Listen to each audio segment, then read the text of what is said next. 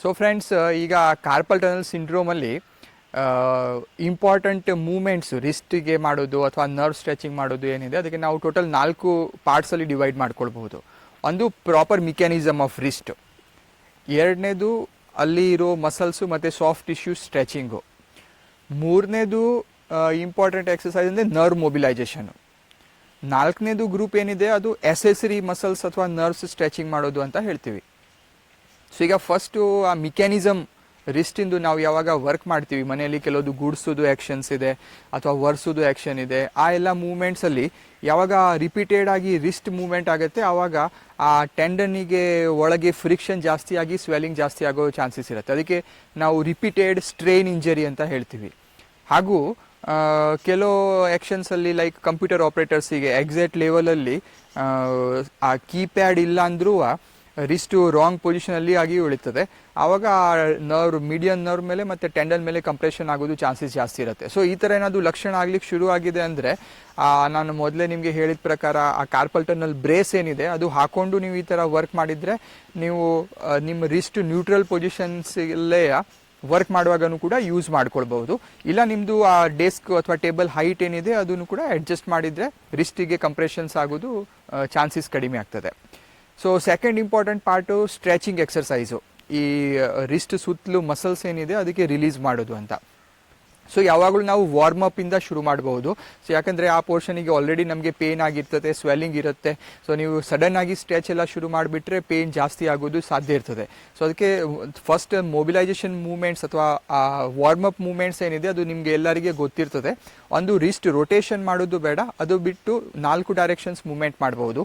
ಹೇಗೆ ಅಂದರೆ ನಾವು ಸ್ಕೂಟರ್ ಹೊಡಿಯುವಾಗ ಹೇಗೆ ಆಕ್ಸಿಲೇಟರ್ ಕೊಡ್ತೀವಿ ಆ ಥರ ರಿಸ್ಟು ಸ್ಟ್ರೇಟ್ ಮೂಮೆಂಟ್ಸಲ್ಲಿ ಹಿಡ್ಕೊಂಡು ಮೇಲ್ಬದಿಗೆ ಕಂಪ್ಲೀಟ್ ಬೆಂಡ್ ಮಾಡೋದು ಮತ್ತು ಕೆಳಗಿನ ಡೈರೆಕ್ಷನಲ್ಲಿ ಬೆಂಡ್ ಮಾಡೋದು.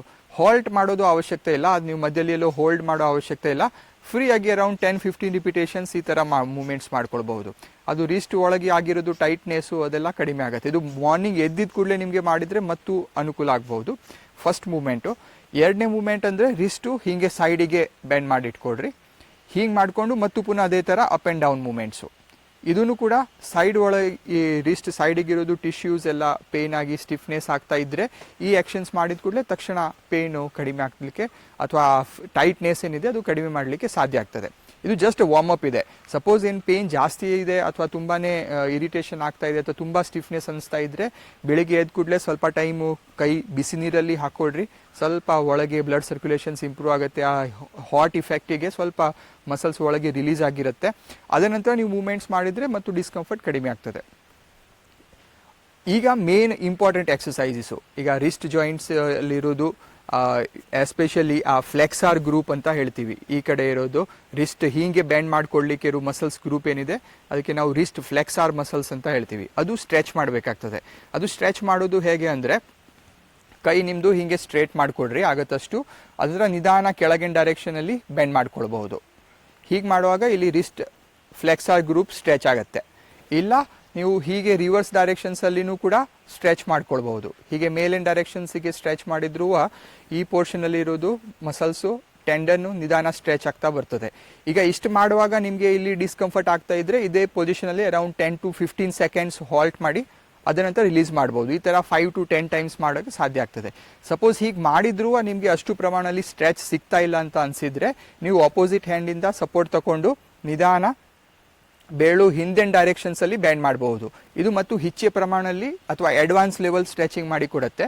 ಇದರಲ್ಲಿ ಫ್ರೆಂಡ್ಸ್ ಇಂಪಾರ್ಟೆಂಟ್ ಏನಿದೆ ಅಂದರೆ ಎಲ್ಬೋ ಸ್ಟ್ರೇಟ್ ಇರಬೇಕು, ಎಲ್ಬೋ ಬೆಂಡ್ ಆಗಲಿಕ್ಕೆ ಕೊಡಬಾರ್ದು. ಹೀಗೆ ಫೋಲ್ಡ್ ಆದರೆ ಚೆನ್ನಾಗಿ ಪ್ರಮಾಣದಲ್ಲಿ ನಿಮಗೆ ಇಲ್ಲಿ ಸ್ಟ್ರೆಚಿಂಗ್ ಸಿಗೋದಿಲ್ಲ. ಹಾಗೆ ಅದಕ್ಕೆ 2 ಥರ ಬೇರೆ ಸ್ಟ್ರೆಚಿಂಗ್ ಎಕ್ಸಸೈಸ್ ಇದೆ. ಸಿಂಪಲ್ ಲ್ಯಾಂಗ್ವೇಜಲ್ಲಿ ನಾವು ಅದಕ್ಕೆ ನಮಸ್ಕಾರ ಪೊಸಿಷನ್ ಅಂತ ಹೇಳ್ತೀವಿ. ಅದರಲ್ಲಿ ಹೇಗೆ ಮಾಡೋದು ಅಂದರೆ ಹೀಗೆ ಹಿಡ್ಕೊಂಡು 2 ಕೈ ಸಾಧ್ಯ ಆಗತ್ತಷ್ಟು ನಾವು ನಮಸ್ಕಾರ ಹೇಗೆ ಮಾಡ್ತೀವಿ ಆ ಥರ ಮಾಡಿಕೊಂಡು ಆ ಪೊಸಿಷನಿಂದ ನಿಧಾನ ಕೈ ಕೆಳಗೆ ಬಡ್ತಿಗೆ ಇಳಿಸ್ತಾ ಬರ್ರಿ. ಸಾಧ್ಯ ಆಗತ್ತಷ್ಟು 2 ಕೈ ನಮ್ಮ ಬಾಡಿಗೆ ಟಚ್ ಆಗಿರಲಿ. ಸೊ ಆವಾಗ ಎಕ್ಸಾಕ್ಟ್ ನ್ಯೂಟ್ರಲ್ ಪೊಸಿಷನಲ್ಲೇ ರಿಸ್ಟು ಎಲ್ಬೋ ಸ್ಟ್ರೆಚಿಂಗ್ ಮಾಡ್ಕೊಳ್ಳಿಕ್ಕೆ ಆಗ್ತದೆ.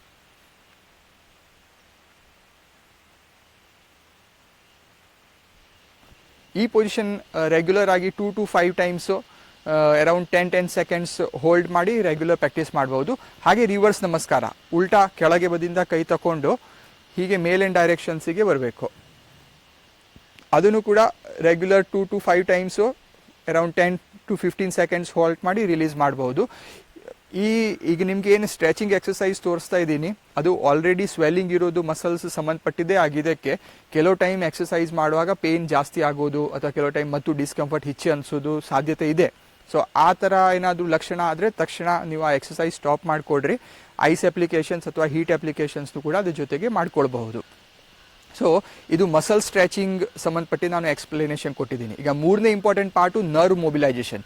ಈಗ ನಾನು ನಿಮಗೆ ಮೊದಲನೇ ಎಕ್ಸ್ಪ್ಲನೇಷನಲ್ಲಿ ಹೇಳಿದ್ದೀನಿ ಕಾರ್ಪಲ್ ಟನಲ್ ಸಿಂಡ್ರೋಮ್ ಆಗುವಾಗ ಮೀಡಿಯನ್ ನರ್ವ್ ಈ ಮೂರು ಬೆರಳಿಗೆ ಸೆನ್ಸೇಷನ್ ಕೊಡ್ತಾ ಇರೋದು ನರ ಏನಿದೆ ಆ ನರದ ಮೇಲೆ ಕಂಪ್ರೆಷನ್ಸ್ನು ಕೂಡ ಆಗೋ ಸಾಧ್ಯ ಇರ್ತದೆ. ಅದ್ರ ಕಾರಣಕ್ಕೆ ಈ ಬದಿಗೆ ನಮ್ನೆಸ್ನು ಕೂಡ ಅನಿಸುತ್ತೆ. ಸೊ ಆ ನರ್ವ್ ಸ್ಟ್ರೆಚ್ ಮಾಡಲಿಕ್ಕೆ ನೀವು ಹೇಗೆ ಮಾಡಬೇಕು ಅಂದರೆ ನಿಮಗೆ ಮೊದಲಿನ ವಿಡಿಯೋ ಅಲ್ಲಿನೂ ನಾವು ಆ ನರ್ವ್ ಮೊಬಿಲೈಸೇಷನ್ ಟೆಕ್ನಿಕ್ಸಲ್ಲಿ ತೋರಿಸಿದ್ದೀವಿ. ಇದರಲ್ಲಿನೂ ನಾನು ಕೆಲವು ಸಣ್ಣ ಎಕ್ಸ್ಪ್ಲನೇಷನ್ ಮಾಡ್ತಾ ಇದ್ದೀನಿ.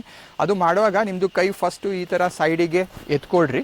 ಎತ್ಕೊಂಡು ನಿಮ್ಮದು ಎಲ್ಬೋ ಸ್ಟ್ರೇಟ್ ಮಾಡಿ, ಎಲ್ಬೋ ಸ್ಟ್ರೇಟ್ ಮಾಡಿಕೊಂಡು ಹಸ್ತ ಮೇಲಿನ ಡೈರೆಕ್ಷನ್ಗೆ ತಿರ್ಸಿ. ಅದನಂತರ ನಿಧಾನ ಬೆರಳು ಕೆಳಗಿನ ಡೈರೆಕ್ಷನ್ಸಿಗೆ ಬೆಂಡ್ ಮಾಡಿ. ಹೀಗೆ ಮಾಡಿದ ಕೂಡಲೇ ನಿಮಗೆ ಈ ಮೂರು ಬೆರಳು ಏರಿಯಾ ಬದಿಗೆ ಟಿಂಗ್ಲಿಂಗ್ ಸೆನ್ಸೇಷನ್, ಟೈಟ್ನೆಸ್, ಪೇಯ್ನ್ ಆ ಥರ ಫೀಲ್ ಆಗಲಿಕ್ಕೆ ಶುರು ಆಗ್ತದೆ. ಸೊ ಹೀಗೆ ಮೇಂಟೈನ್ ಮಾಡಿಕೊಂಡು ನಿಧಾನ ತಲೆ ಆಪೋಸಿಟ್ ಡೈರೆಕ್ಷನ್ಸಿಗೆ ಬೆಂಡ್ ಮಾಡಬಹುದು, ಇವನ್ ತಿರುಗಿಸಬಹುದು.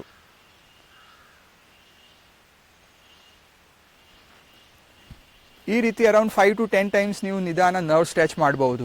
ಈಗ ನೋಡಿ ಫ್ರೆಂಡ್ಸ್, ಮಸಲ್ಸ್ ಎಷ್ಟು ಫ್ಲೆಕ್ಸಿಬಲ್ ಇದೆ, ನರ್ವ್ಸ್ ಅಷ್ಟು ಫ್ಲೆಕ್ಸಿಬಲ್ನೂ ಇಲ್ಲ, ಮತ್ತು ನರ್ವ್ಸ್ ತುಂಬಾ ಸೆನ್ಸಿಟಿವ್ ಇರೋದು ಸ್ಟ್ರಕ್ಚರ್ ಇದೆ ನಮ್ಮ ಬಾಡಿಯಲ್ಲಿ. ಸೊ ಅದಕ್ಕೆ ನೀವು ಸ್ಟಾರ್ಟಿಂಗಲ್ಲಿ ಯಾವಾಗ ನರ್ವ್ ಸ್ಟ್ರೆಚ್ ಮಾಡ್ತೀರಾ ಸ್ವಲ್ಪ ನಿಧಾನವಾಗಿ ಮಾಡಿ, ತುಂಬ ಡಿಸ್ಕಂಫರ್ಟ್ ಆಗಬಾರ್ದು ಅಂತ ನೋಡ್ಕೊಡ್ರಿ. 4-5 ದಿವಸ ರೆಗ್ಯುಲರ್ ಆಗಿ ಮೈಲ್ಡ್ ಪ್ರಮಾಣದಲ್ಲಿ ನರ್ವ್ ಸ್ಟ್ರೆಚ್ ಮಾಡಿದ ಮೇಲೆ ಏನು ಡಿಸ್ಕಂಫರ್ಟ್ ಹೆಚ್ಚೆ ಆಗ್ತಾ ಇಲ್ಲ ಅಂದರೆ ಇದೇ ಪ್ರಾಕ್ಟೀಸು ಸ್ವಲ್ಪ ಹೆಚ್ಚೆ ರಿಪಿಟೇಷನ್ ಮಾಡ್ಬೋದು. ಜೊತೆಗೆ ಹೆಚ್ಚೆ ಸೆಕೆಂಡ್ಸ್ ಹಾಲ್ಟ್ನು ಕೂಡ ನೀವು ಮಾಡ್ಕೊಳ್ಬಹುದು. ಸೊ ಇದು ಮೀಡಿಯನ್ ನರ್ವ್ ಸ್ಟ್ರೆಚಿಂಗ್ ಇದೆ. ಮತ್ತೊಂದು ಸರಿ ನೋಡ್ಕೊಡ್ರಿ. ಎಲ್ಬೋ ಸ್ಟ್ರೇಟ್, ಕೈ ಮೇಲೆ ಮಾಡಿಕೊಡ್ರಿ, ರಿಸ್ಟು ಕೆಳಗೆ ಬದಿಗೆ ಬೆಂಡ್ ಮಾಡಿ, ಜೊತೆಗೆ ತಲೆ ಆಪೋಸಿಟ್ ಸೈಡ್ ಬಗ್ಸಿ ಆಮೇಲೆ ರೋಟೇಟ್ ಮಾಡಬಹುದು. ಇದು ಬಹಳ ಇಂಪಾರ್ಟೆಂಟ್ ನರ್ವ್ ಮೊಬಿಲೈಸೇಷನ್ ಟೆಕ್ನಿಕ್ಸ್ ಇದೆ ಕಾರ್ಪಲ್ ಟನಲ್ ಸಿಂಡ್ರೋಮಲ್ಲಿ. ಅದು ನೀವು ರೆಗ್ಯುಲರ್ ಮನೆಯಲ್ಲಿ ಪ್ರಾಕ್ಟೀಸ್ ಮಾಡ್ಕೊಳ್ಬಹುದು.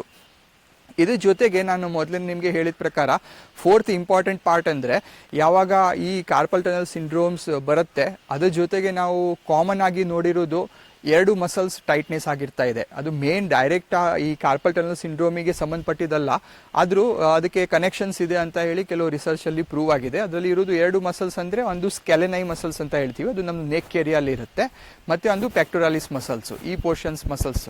ಇದು 2 ಗ್ರೂಪ್ ಟೈಟ್ ಆದ್ರೂ ಈ 3 ಬೆರಳಿಗೆ ಟಿಂಗ್ಲಿಂಗ್ ಸೆನ್ಸೇಷನ್ ಮತ್ತು ವೀಕ್ನೆಸ್ ಥರ ಎಲ್ಲ ಫೀಲ್ ಆಗೋದು ಕಂಡೀಷನ್ಸ್ ನಾವು ನೋಡ್ತಾ ಇದ್ದೀವಿ. ಸೊ ಹಾಗೆ ಆ ಸ್ಕೆಲೆನೈ ಮಸಲ್ಸಿಗೇನು ನಾವು ಕೂಡ ನಿಧಾನ ಸ್ಟ್ರೆಚ್ ಮಾಡಬೇಕಾಗ್ತದೆ. ಅದು ಮಾಡೋದು ವಿಧಾನ ಹೇಗೆ ಇದೆ ಅಂದರೆ, ನಮಗೆ ಕಾಲರ್ ಬೋನ್ ಅಂತ ಹೇಳಿ ಇಲ್ಲಿ ಒಂದು ಎಲ್ಬು ಇರುತ್ತೆ, ಇಲ್ಲಿ ಸೆಂಟರಿಂದ ಶುರುವಾಗಿ ಈಚೆ ಸೈಡ್ ಬದಿಗೆ ಹೋಗಿರುತ್ತೆ. ಆ ಎಲ್ಬಿಗೆ ನೀವು ಅಪೋಸಿಟ್ ಹ್ಯಾಂಡಿಂದ ಸ್ವಲ್ಪ ಕೆಳಗಿನ ಡೈರೆಕ್ಷನ್ಸಿಗೆ ಪುಲ್ ಮಾಡ್ಕೊಳ್ಬೇಕು. ಡೌನ್ ಡೈರೆಕ್ಷನ್ಸಲ್ಲಿ ಪುಲ್ ಮಾಡಿ ಹಿಡ್ಕೊಳ್ರಿ ಗಟ್ಟಿಯಾಗಿ. ಹಾಗೆ ನಿಧಾನ ನಿಮ್ಮದು ಹೆಡ್ ಏನಿದೆಯಲ್ಲ ಅದು ಸೈಡಿಗೆ ಆಪೋಸಿಟ್ ಡೈರೆಕ್ಷನ್ಸಿಗೆ ಬೆಂಡ್ ಮಾಡಿ, ಮತ್ತು ತಿರುಗಿಸಿ, ಮತ್ತು ನಿಧಾನ ಹಿಂದ್ ಬದಿಗೆ ಬೆಂಡ್ ಮಾಡಿಕೊಡ್ರಿ. ಹೀಗೆ ಮಾಡುವಾಗ ಈ ಪೋರ್ಷನಲ್ಲಿ ನಿಮಗೆ ಕರೆಕ್ಟಾಗಿ ಸ್ಟ್ರೆಚಿಂಗ್ ಆಗ್ತಾ ಇರೋದು ಫೀಲ್ ಆಗುತ್ತೆ. ಅದು ಏನೂ ಇಲ್ಲ, ಅದು ಆ ಸ್ಕೆಲೆನೈ ಮಸಲ್ ಸ್ಟ್ರೆಚಿಂಗ್ ಎಕ್ಸಸೈಸ್ ಇದೆ. ಈ ಮೂವ್ಮೆಂಟ್ಸ್ ನೀವು ರೆಗ್ಯುಲರ್ ಆಗಿ 2-3 ಟೈಮ್ಸ್ ಮಾಡ್ಕೊಳ್ಬಹುದು. ಅದರಿಂದ ಆ ಮಸಲ್ಸ್ ರಿಲೀಸ್ ಆದರೆ ಆ ನರ್ವ್ಸ್ ಮೇಲೆ ಬಿಡೋದು, ಕಂಪ್ರೆಷನ್ಸ್ ಕಡಿಮೆ ಆಗ್ತದೆ, ಆ ಟಿಂಗ್ಲಿಂಗ್ ಸೆನ್ಸೇಷನ್ಸ್ ಹೋಗೋದು ಅದರಲ್ಲಿನೂ ಕೂಡ ಸಾಧ್ಯತೆ ಇದೆ. ಮತ್ತೊಂದು ಸರಿ ತೋರಿಸ್ತಾ ಇದ್ದೀನಿ. ಕ್ಲಾವಿಕಲ್ ಬೋನ್ ಅಥವಾ ಕಾಲರ್ ಬೋನ್ ಏನು ಹೇಳ್ತೀವಿ, ಅದು ಕೈಯಿಂದ ಹಿಡ್ಕೊಂಡು ಕೆಳಗಿನ ಡೈರೆಕ್ಷನ್ಸಲ್ಲಿ ಪುಲ್ ಮಾಡಿಕೊಂಡು ನಿಧಾನ ತಲೆ ಸೈಡಿಗೆ ಬೆಂಡ್ ಮಾಡಿ, ಸ್ವಲ್ಪ ಅದೇ ಬದಿಗೆ ತಿರುಗಿಸಿ, ಮತ್ತು ಹಿಂದಿನ ಡೈರೆಕ್ಷನ್ನಲ್ಲಿ ಬೆಂಡ್ ಮಾಡಿಕೊಡ್ರಿ. ಹೀಗೆ ಮಾಡುವಾಗ ಈ ಪೋರ್ಷನಿಗೆ ನಿಮಗೆ ಕರೆಕ್ಟಾಗಿ ಟೈಟ್ನೆಸ್ ಫೀಲ್ ಆಗಬೇಕು. ಸೊ ಅದು ಸ್ಕೆಲೆನೈ ಮಸಲ್ಸ್ ಸ್ಟ್ರೆಚಿಂಗ್ ಎಕ್ಸಸೈಸ್ ಇದೆ. ಅದು ಯಾವ ಸೈಡಿಗೆ ಇರಿಟೇಷನ್ ಆಗ್ತಾ ಇದೆ ಆ ಬದಿಗೆ ಸ್ಕೆಲೆನೈ ಮಸಲ್ ಸ್ಟ್ರೆಚಿಂಗ್ನು ಕೂಡ ಮಾಡಬಹುದು. ಈಗ ಲಾಸ್ಟು ಇಂಪಾರ್ಟೆಂಟ್ ಎಕ್ಸಸೈಸು ನಾವು ಪೆಕ್ಟೋರಾಲಿಸ್ ಮಸಲ್ಸು ಸ್ಟ್ರೆಚ್ ಮಾಡ್ತೀವಿ. ಈ ಮಸಲ್ ಸ್ಟ್ರೆಚ್ ಮಾಡಬೇಕು ಅಂದರೆ ನೀವು ಸಿಂಪಲ್ ಎಲ್ಲಿ ಕೂತ್ಕೊಂಡಿದ್ದೀರಾ ಅಥವಾ ಎಲ್ಲಿ ನಿಂತ್ಕೊಂಡಿದ್ದೀರಾ ಅಲ್ಲೇ ಮಾಡಲಿಕ್ಕೆ ಆಗ್ತದೆ. ಅದು ಮಾಡೋದು ವಿಧಾನ ಹೇಗೆ ಇದೆ ಅಂದರೆ, 2 ಕೈ ಹಿಂದ್ ಬದಿಗೆ ಲಾಕ್ ಮಾಡ್ಕೋಬೇಕು. ಈ ಥರ ಹೀಗೆ ಲಾಕ್ ಮಾಡಿಕೊಂಡು ನಿಧಾನ ಕೆಳಗಿನ ಡೈರೆಕ್ಷನಿಗೆ ಕೈ ಪುಲ್ ಮಾಡಿ, ಶೋಲ್ಡರು ಓಪನ್ ಬ್ರಾಡ್ ಮಾಡಿಕೊಡ್ರಿ, ಮುಂದೆ ಸ್ಟ್ರೇಟ್ ನೋಡ್ತಾ ಇರಿ. 2 to 5 ಸೆಕೆಂಡ್ ಹಾಗೆ ಹಾಲ್ಟ್ ಮಾಡಿ, ಮತ್ತೆ ನಿಧಾನ ರಿಲೀಸ್ ಮಾಡಬಹುದು. ಇನ್ನೊಂದು ಸರಿ ಮತ್ತು ಪುನಃ ಅದೇ ಥರನೇ ಕೈ ಕೆಳಗಿನ ಡೈರೆಕ್ಷನಿಗೆ ಪುಲ್ ಮಾಡಿ, ಶೋಲ್ಡರ್ ಸ್ವಲ್ಪ ಬ್ರಾಡ್ ಆಗಿ ಹಿಂದೆ ಜಗ್ ಕೊಡ್ರಿ. 2 to 5 ಸೆಕೆಂಡ್ ಹಾಲ್ಟ್ ಮಾಡಿ, ಆಮೇಲೆ ರಿಲೀಸ್ ಮಾಡಬಹುದು. ಈ ಥರ ಮಾಡುವಾಗ ನಿಮಗೆ ಕರೆಕ್ಟಾಗಿ ಈ ಪೋರ್ಷನ್ಸು ಮತ್ತು ಶೋಲ್ಡರ್ ಫ್ರಂಟ್ ಪೋರ್ಷನ್ ಇದೆ ಅದು ಸ್ಟ್ರೆಚ್ ಆಗ್ತಾ ಇದೆ ಅಂತ ಹೇಳಿ ಫೀಲ್ ಆಗುತ್ತೆ. ಅದು ನೀವು ರೆಗ್ಯುಲರ್ ಆಗಿ ಆ ಥರ ಸ್ಟ್ರೆಚ್ ಮಾಡ್ತಾ ಹೋದರೆ ಆ ಪೆಕ್ಟೋರಾಲಿಸ್ ಮಸಲ್ಸ್ನು ಕೂಡ ಸ್ಟ್ರೆಚ್ ಮಾಡಲಿಕ್ಕೆ ಸಾಧ್ಯ ಆಗುತ್ತೆ. ಸೊ ಈ 4 ಥರದ್ದು ಇಂಪಾರ್ಟೆಂಟ್ ಏನು ಎಕ್ಸಸೈಸ್ ಅಥವಾ ಮೂವ್ಮೆಂಟ್ಸ್ ಇದೆ ಅದು ನೀವು ಬಾಕಿ ಯಾವ ಥರ ಟ್ರೀಟ್ಮೆಂಟ್ಸು ಕಾರ್ಪಲ್ ಟನಲ್ ಸಿಂಡ್ರೋಮಿಗೆ ಮಾಡಿದ್ರೂ ಕೂಡ ನೀವು ರೆಗ್ಯುಲರ್ ಆಗಿ ಮನೆಯಲ್ಲಿ ಪ್ರಾಕ್ಟೀಸ್ ಮಾಡ್ತಾ ಹೋದರೆ ಈ ಪ್ರಾಬ್ಲಮಿಂದ ಬೇಗನೆ ಹೊರಗೆ ಬರೋಕ್ಕೆ ಸಾಧ್ಯ ಆಗುತ್ತೆ.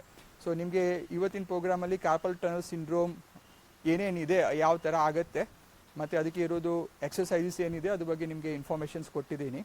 ನಿಮಗೆ ಆ ಪ್ರೋಗ್ರಾಮ್ ಇಷ್ಟ ಆದರೆ ನಿಮ್ಮ ಫ್ರೆಂಡ್ಸ್ ಜೊತೆಗೆ ಮತ್ತು ರಿಲೇಟಿವ್ಸ್ ಜೊತೆಗೆ ಶೇರ್ ಮಾಡಿಕೊಡ್ರಿ. ಹಾಗೂ ನಮ್ಮದು ನಿಸರ್ಗ ಮನೆ ಯೂಟ್ಯೂಬ್ ಚಾನಲ್ ಏನಿದೆ ಅದು ಸಬ್ಸ್ಕ್ರೈಬ್ ಮಾಡಿ, ಲೈಕ್ ಮಾಡಿ, ಜೊತೆಗೆ ಬೆಲ್ ಬಟನ್ ಪ್ರೆಸ್ ಮಾಡಿ. Thank you.